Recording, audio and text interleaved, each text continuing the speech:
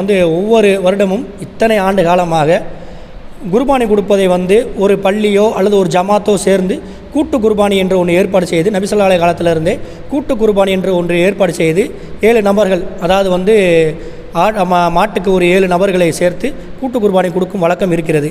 இது கூட்டு குர்பானி கொடுக்கக்கூடாது என்பது அந்த இஹ்யா சில்மியுடைய கருத்தாக இருக்குது. அதையும் இந்த மக்கள் ஏற்றுக்கொண்டு செயல்படுகிறார்களே, இதோட நிலை என்ன மேம்?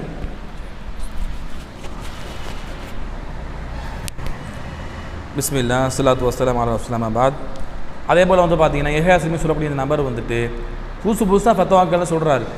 இது வரைக்கும் காலகாலமாக பின்பற்ற நடைமுறைக்கு மாற்றமாக சொல்கிறாரு. இதை சொல்லி போட்டு நாங்கள் சலஃப்னு சொல்லிக்கிறாங்க. இது மிகப்பெரிய ஆச்சரியமாக இருக்குது.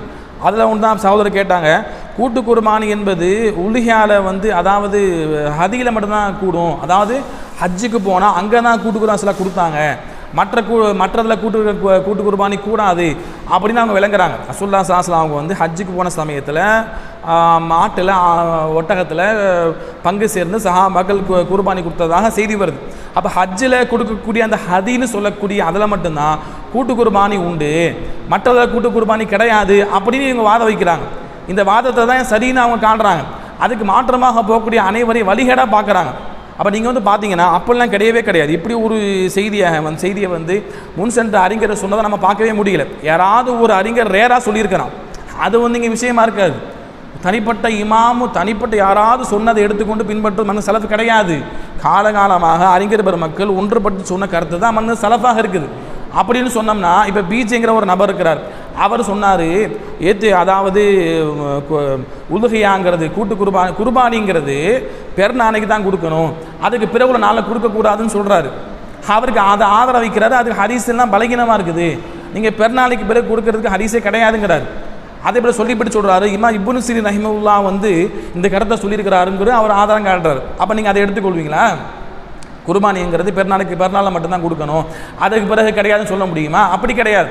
அப்போ நம்ம ஹதீஸை நம்ம பார்க்கும்பொழுது, துணை சான்றுகளை பார்க்கும்பொழுது, நடைமுறையை பார்க்கும்பொழுது சலஃபுகள் முன் சென்ற அறிஞர்கள் கூட்டு குர்பானி கொடுத்து வந்திருக்கிறாங்க. அது கூடாதுன்னு யாருமே சொல்லலை. அப்போ இதை பாருங்களேன், ஒரு ஹதீஸ் தெளிவாக கூட இருக்குது. ஹதீஸ் இதில் தெளிவாகவே இருக்குது. ஒரு ஹதீஸ் வருது, திரும்ப ஹதீஸ் வருது. அபு அய்யூப் அன்சாரி ரலியல்லாஹு சொல்கிறாங்க, அதாவது கைஃப கானத்து சஹாபி லுஹாயா அலா அஹதி ரசூலுல்லாஹி ஸல்லல்லாஹு அலைஹி வஸல்லம், நபி ஸல்லல்லாஹு அலைஹி வஸல்லம் அவங்களுடைய காலத்தில் அவங்கள்ட்ட கேட்கப்படுது, சஹாபாக்குடைய உலுஹை எப்படி இருந்ததுன்னு கேட்கப்படுது. அப்போ அவங்க சொல்கிறாங்க, கான ரஜுலு யுலஹி பிஷாத்தின் அன்ஹு வ நாஹலி பைத்திஹி. அவங்க சொல்கிறாங்க பாருங்க, எங்களில் ஒரு நபர் ரசூலுல்லாஹி காலத்தில் அவர் சார்பாக அவருடைய குடும்பத்தினர் சார்பாகவும் ஒரு ஆடை கொடுப்பாருன்னு சொல்கிறாங்க. அப்போ குடும்பத்தினர் எல்லாரும் சேர்ந்து தான் அந்த ஆடை கொடுத்துருக்குறாங்க. அப்போ அனைவரும் அப்போ இமாம்கள் பெருமக்கள் சொல்லும்பொழுது ஒரு குடும்பத்தில் 100 பேர் இருந்தாலும் அவங்க 100 பேரையும் தொட்டு அந்த ஒரு ஆடு கொடுப்பது போதுமாக்கி கொள்ளப்படுதுன்னு சொல்கிறாங்க. அப்போ இப்படிலாம் ஆதாரங்கள் இருக்குது. அதே போல் பார்த்தீங்கன்னா தெளிவாகவே ஆட்டில் குர்பானி கூட்டு குர்பானி கிடையாது. நம்ம என்ன சொல்கிறோம்னா ஒரு குடும்பத்தில் 100 பேர் இருந்தாலும் கூட அந்த 100 பேருக்கு சாரமாக ஒரு ஆடு போதும்னா இங்கே கூட்டுங்கிறது இருக்குங்கிறது தான் இந்த ஹதீஸ் நமக்கு சொல்லுது. முதலாவது. ரெண்டாவது, நீங்கள் பார்த்தீங்கன்னா இதில் நபி ஸல்லல்லாஹு அலைஹி வஸல்லம் தனிச்சு சொன்ன ஹதீஸும் உண்டு. அதாவது அபூ தாவூத் ஹதீஸ் வருது. அது ரசூலுல்லாஹ் சொல்கிறாங்க, அல் பக்கரத்து அன் சபஅத்தின் வல் ஜஸூரு அல் பியரு அல் பஈரு அன் சபஅத்தின். அதாவது மாடு அதில் 7 நபரை கொண்டு அது கூட்டு சேர்ந்து கொடுக்கப்படும் சொல்கிறாங்க. ஒட்டகம் அதே போல் ரசூலுல்லாஹ் சொல்கிறாங்க. அப்போ பார்த்தீங்கன்னா இப்போ ரசூலுல்லாஹ் ஸல்லல்லாஹு அலைஹி வஸல்லம் பொதுவாக தான் சொன்னாங்க.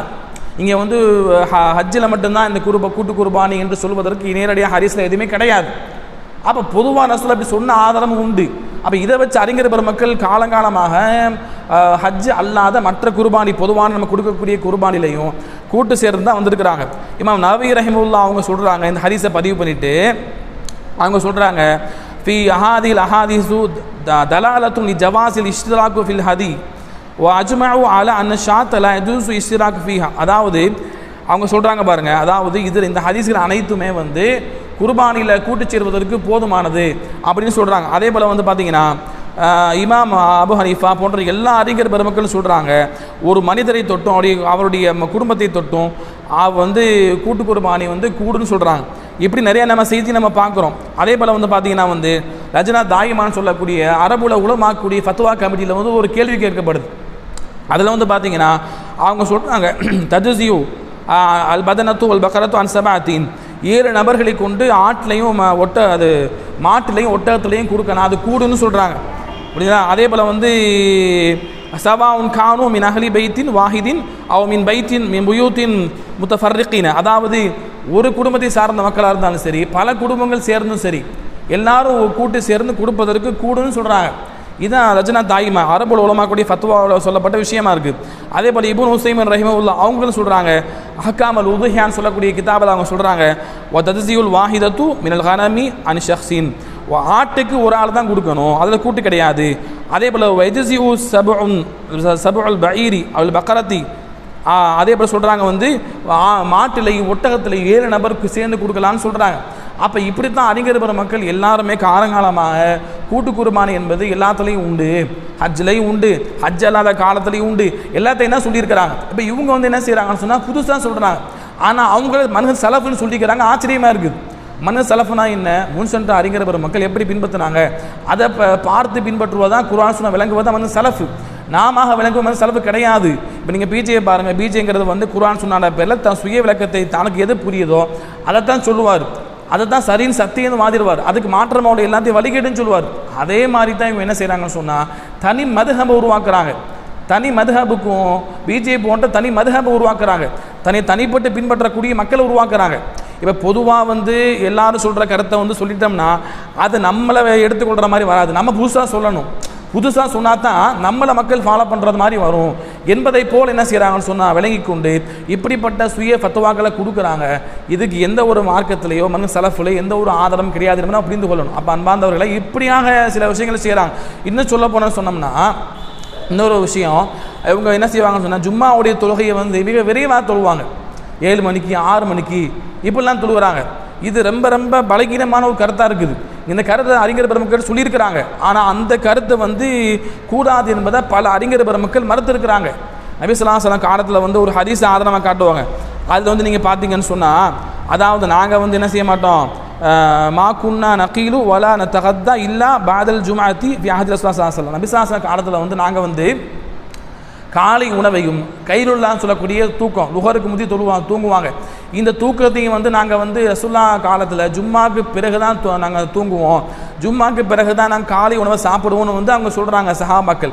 இந்த செய்தியை வைத்துக்கொண்டு என்ன சொல்கிறாங்கன்னா, அப்போ வந்து பார்த்தீங்கன்னா அப்போ காலை உணவை வந்து ஜும்மாக்கு பிறகு தான் சாப்பிடுவாங்கன்னு சொன்னால், காலையில் தூங்கக்கூடிய தூக்கத்தை வந்து ஜும்மாக்கு பிறகு தான் தூங்குவாங்கன்னு சொன்னால், அப்போ ஜும்மாவை சீக்கிரம் தொழுகலாம் அப்படின்னு கருத்தை அவங்க எடுக்கிறாங்க.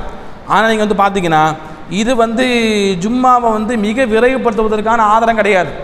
அறிஞர் பெருமக்கள் அனுமதி கொடுத்தாங்க. எப்படி அனுமதி கொடுத்தாங்கன்னு சொன்னால், அதாவது ஹுத்துபாவை வந்து நம்ம என்ன செய்யலாம், அந்த சூரியன் உச்சி சாயத்துக்கு முன்னால் நம்ம அமைத்துக் கொள்ளலாம், தொழுகையை வந்து முடியும் பொழுது உச்சி சாஞ்சிருக்கணும் அப்படிங்கிற கருத்தை சொல்கிறாங்க. அந்த அடிப்படையில் நம்ம எடுத்துக்கொண்டோம்னா இந்த ஹதீஸை பின்பற்றது மாதிரி வந்துடும், அது முரண்பாடு இல்லாமல் போயிடும். அப்போ வந்து பார்த்தீங்கன்னா இன்னும் நீங்கள் பாருங்கள், இந்த ஹதீஸை வந்து நம்ம எப்படி விளங்கணும்னு சொன்னோம்னா, சஹாபாக்கள் சொல்கிறாங்க, அனஸ் பின் மாலிக் ரலியல்லாஹு சொல்கிறாங்க, குன்னானு பக்கீரு பில் ஜுமாத்தி வ நகீலு பஅதல் ஜுமாத்தி, அதாவது நாங்கள் வந்து ஜும்மா விரைவுபடுத்துவோம்னு சொல்கிறாங்க. விரைவுபடுத்துவோம் என்ன சொன்னோம்னா, ஜும்மா வந்து ஆரம்ப நேரத்தில் நாங்கள் தொழுவோம், ஆரம்ப நேரத்தை தொழுதுட்டு அதுக்கு பிறகு தான் என்ன செய்வோம், நாங்கள் வந்து சாப்பிடுவோம், நாங்கள் வந்து பகல் தூங்குவோம்னு சொல்கிறாங்க.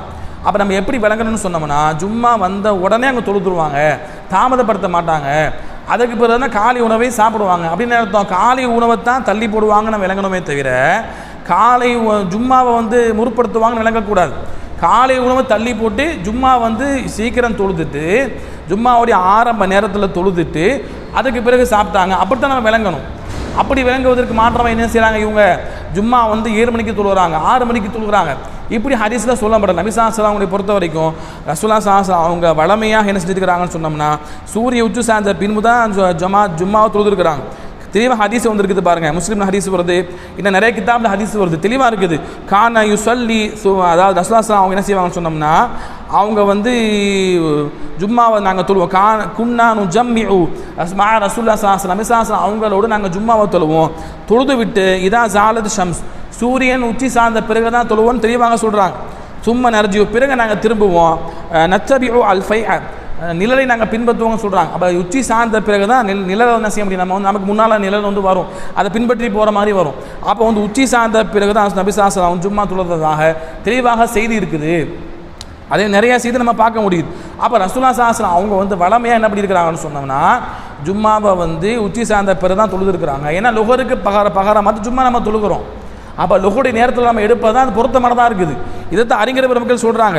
அதே வந்து பார்த்தீங்கன்னா வந்து லஜ்னா தாய்மான்னு சொல்லக்கூடிய அறிஞர் பெருமக்களுடைய அந்த அரபுல அறிஞர் பெருமக்களுடைய அந்த ஃபத்வா கமிட்டியில் கேட்கப்பட்ட பொழுது அவங்க சொல்கிறாங்க, அதாவது அவங்க சொல்கிறாங்க பாருங்க, அதாவது தஜூசு சலாத்துல் ஜுமாஅத்தி கபல ஜவால் ஷம்ஸ், அதாவது சூரியன் உச்சி சாய்வதற்கு முன்னால் தொழுவதற்கு அனுமதி இருக்குது. ஆனால் வலாக்கின்னல் அஃலல் பஅத ஜவால், அந்த உச்சி சாய்ந்த பிறகு தொழுவதான் மிக மிக சிறந்தது. ரசூலுல்லாஹி ஸல்லல்லாஹு அலைஹி வஸல்லம் அவங்க வளமையாக அப்படி தான் தொழுது வந்தாங்க. இதுதான் வந்து ஹுருஜு மினல் ஹிலாஃபில் உலமா, அறிஞர் பெருமக்களுடைய அந்த கருத்து வேறுபாடை விட்டு வெளியே வருவதற்கு நமக்கு ஏற்றமானது அப்படின்னு சொல்கிறாங்க. அதே போல் வந்து அன் அக்ஸரல் உலமா யகூலுன லா புத்த அன் தக்கூன சலாத்துல் ஜுமாஅத்தி பஅத ஜவால், அதிகமான அறிஞர் பெருமக்கள் சொல்கிறாங்க, என்ன சொல்கிறாங்கன்னு சொன்னால் சூரியன் உச்சி சாய்ந்த பிறகு தான் நீங்கள் ஜும்மா தொழுகணும்னு சொல்கிறாங்க. வஹாதா ஹுவல் கவுல் அக்ஸரின், இமாம் இப்னு அப்பாஸ் ரஹிமஹுல்லாஹ் சொல்கிறாங்க பாருங்கள், இதுதான் அதிகமான அறிஞர் பெருமக்களுடைய கருத்தாக இருக்குன்னு சொல்கிறாங்க. அதே போல் வந்து பார்த்திங்கன்னா வந்து சொல்கிறாங்க, ஏன்னு சொன்னால் நம்ம வந்து இப்படி விரைவுபடுத்துவது வந்து மக்களுக்கு வந்து ஜும்மாவுக்கு சேருவதை வந்து மிக சிரமமாயிரும். சீக்கிரம் நம்ம 6 மணிக்கு 7 மணிக்கு ஜும்மா தொழுதுன்னு சொன்னோம்னா மக்கள் வந்து சேருவதற்கு சிரமமாயிடும். ஜும்மாங்கிறது எல்லாரும் சேர்ந்து எல்லாரும் ஒன்று கூடி எல்லாரும் ஒரே நேரத்தில் தொழுவது தான் ஜும்மா. அப்போ இப்படியான நடைமுறை என்பது நடைமுறைக்கு மாற்றமான ஒன்றாக இருக்குது. நபி ஸல்லல்லாஹு அலைஹி வஸல்லம் வந்து இதை வந்து எப்படி நம்ம எடுத்துக்கொள்ளணும்னு சொன்னோம்னா, அந்த அனுமதி எப்போதாவது எடுத்துக்கொள்ளலாம். ஜும்மா அதாவது உச்சி சாப்பிட்றதுக்கு முன்னாடி சில தொழுதாங்கன்னு சொன்னால் அந்த அனுமதி எப்பொழுதாவது எடுத்துக்கொள்ளாமே தவிர நிர்பந்தமான நேரம் இருக்குது. இப்போ லாக்டவுன் வந்தது அந்த சமயமாக இருக்கலாம், ஏதாவது ஒரு நிர்பந்தமான நேரத்தில் நம்ம எடுத்துக்கொள்ளாமே தவிர நடைமுறையில் வளமையாக எடுத்துக்கொள்வதற்கு இதில் வந்து அறிஞர் பெருமக்கள் வந்து அதிகமான அறிஞர் பெருமக்கள் சொன்ன கருத்து என்னன்னு சொன்னால், உச்சி சாய்ந்த பிறகு தான் ஜும்மா நான் நிறைவேற்றணும். அப்போ இதில் என்ன செய்யறான்னு சொன்னோம்னா, இவர் தனிச்சையாக செயல்படுறாரு. இப்போ தனிச்சையாக செயல்படுவதற்கு காரணம் என்ன? சிறந்த கருத்தை எடுப்பது சரியா, அடுத்து ரேரான கருத்து, அதாவது ரொம்ப வந்து ரேரான கருத்து, அது யாராவது சொல்லியிருப்பாங்க அல்லது வந்து ரொம்ப ரசூலுல்லாஹி ஸல்லல்லாஹு அலைஹி வஸல்லம் எப்பயாவது பின்பற்றியிருப்பாங்க, அதை எடுத்துக்கொண்டு பின்பற்றுவது சரியா? அப்போ ஒரு நபர் வந்து தான் வந்து புதுசாக ஒரு மதஹபை உருவாக்கலை, என்னைய வந்து மக்கள் பின்பற்றணும், தனிச்சையாக நான் வந்து காட்டப்படணும், ஏன் ஃபத்வாக்கள் வந்து மக்களுக்கு மத்தியில் தன்னிச்சையாக இருக்கணும்னு சொல்லி ஒருத்தவர் விரும்பாத நபராக இருந்தார்னா அவர் வந்து பொதுவான அதிகமான அறிஞர் பெருமக்கள் எடுத்துக்கொண்ட நடைமுறையில் காலங்களாக பின்பற்றக்கூடிய அந்த நடைமுறைக்கு தான் தோதாக தான் இருப்பார். யார் வந்து தன்னுடைய ஃபத்வாக்கள் கருத்துக்கள் வந்து தீர்ப்பு வந்து தன்னிச்சையாக இருக்கணும், தேனையே தனியாக பின்பற்றணும், இது ஏஹாசிமி சொன்னது, இது இவர் சொன்னது, அவர் சொன்னதுன்னு தனிச்சையாக நம்மளை பேரை சொல்லணும்னு எவர் விரும்புவாங்களோ அவங்க தான் என்ன செய்வாங்க, இப்படி தேவையில்லாமல் ரேரான யாராவது சொன்னதை எடுத்துக்கொண்டு பேசுவாங்க, ஹதீஸை வந்து மிரட்டம் வழங்கி கொண்டு பேசுவாங்க, புதிய கருத்தை சொல்லுவாங்க. இது ஒரு நோய். பிஜே பாருங்கள், பிஜே வந்து இன்றைக்கி அப்படி தான் ஆகிட்டார். புதுசாக சொல்கிறார், ஹதீஸை மறுக்கிறாரு, அது ஒரு புதுசாகுது, பிரபலியமாகுது. ஹதீஸ் இல்லாத கருத்தை சொல்கிறாரு, அது புதுசாக சொல்கிறாரு, அது பிரபலியமாகுது. இப்படிங்கிற இது பிரபலியத்தை தேடக்கூடியவர்கள், தன்னை வந்து அறிஞராக வந்து பெரியதாக காட்ட நினைக்கக்கூடியவர்கள் அவங்க தான் என்ன செய்வாங்கன்னு சொன்னால் இப்படிப்பட்ட ஃபத்வா கொடுப்பாங்க. அப்போ இது வந்து இந்த ஃபத்வா என்பது தேவையற்ற ஒரு ஃபத்வாவாக இருக்கிறது. புரிந்து. எனவே சலஃப் மன்ஹஜ்னு சொன்னோம்னா அது வந்து காலங்காலமாக பின்பற்றப்பட்டிருக்குது, அதை தான் நம்ம எடுத்துக்கொள்ளணும். இப்படி ரேராக யாராக சொல்லக்கூடிய கருத்தை வந்து செய்ய முடிய மார்க்கமாக எடுக்கக்கூடாது என்பதை நம்ம புரிந்து கொள்ளணும். அல்ஹம்துலில்லாஹ். இது வரைக்கும் இமாம் நீங்கள் ஒவ்வொரு விஷயம் சொல்லும் போதும் நம்மளுடைய பிஜேவை சுட்டி காட்டி இவரை நீங்கள் சுட்டி காட்டுறீங்க. அப்போ உங்களுடைய கருத்து 2 பேருமே ஒரு கிட்டத்தட்ட வழிகேடு அடிப்படையில் தான் நீங்கள் சுட்டி காட்டியிருக்கீங்க. அல்ஹம்துலில்லாஹ்.